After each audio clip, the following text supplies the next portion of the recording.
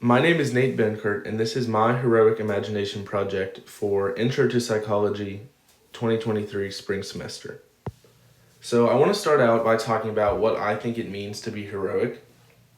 Being heroic has many definitions. Typically, we think about the good guy in the movie that swoops in and saves the day, but in real life, it's not always so cut and dry.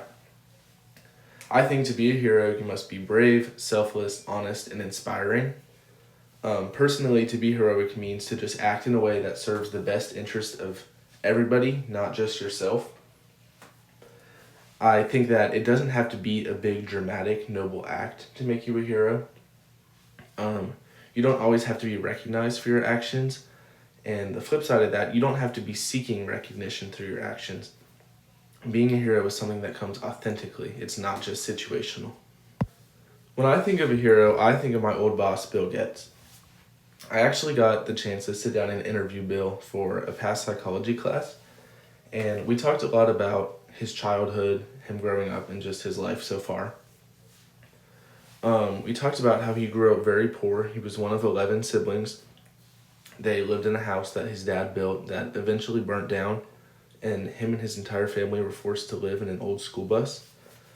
And then in his later life, he served in Vietnam after being drafted with his brother.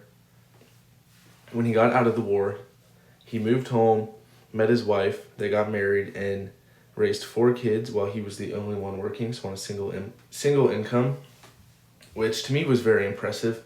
It would be challenging for 2 people to survive on a single income, let alone 6. Around the 90s, he started his landscaping company that I worked for, which is still operational today.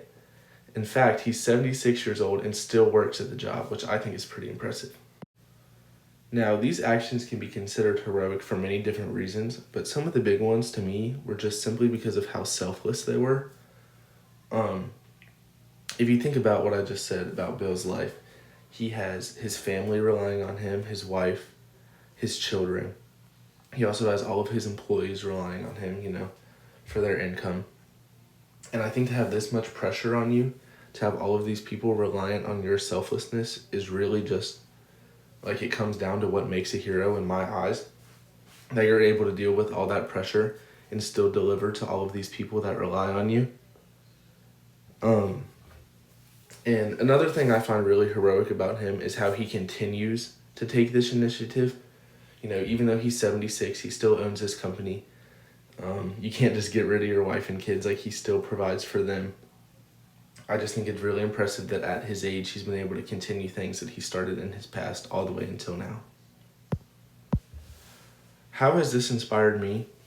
Bill is just a very inspiring person all around. He's inspired me in many ways, some of which I may not even realize until I'm older and have time to reflect on everything that he's taught me.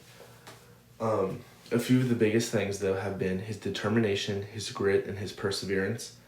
Like I just talked about, even though he's 76, he's still taking this initiative. He's still determined to keep up with his actions of the past. And I kind of touched on he's selfless in every aspect of his being. He has all of these people reliant on him, and he doesn't crack under the pressure. He's able to do what benefits the most people, not necessarily what he wants, even after all these years. The biggest thing that he's taught me is he's shown me that no matter what life throws at you, it is possible to make the best of your situation and use your past experiences to guide your future decisions.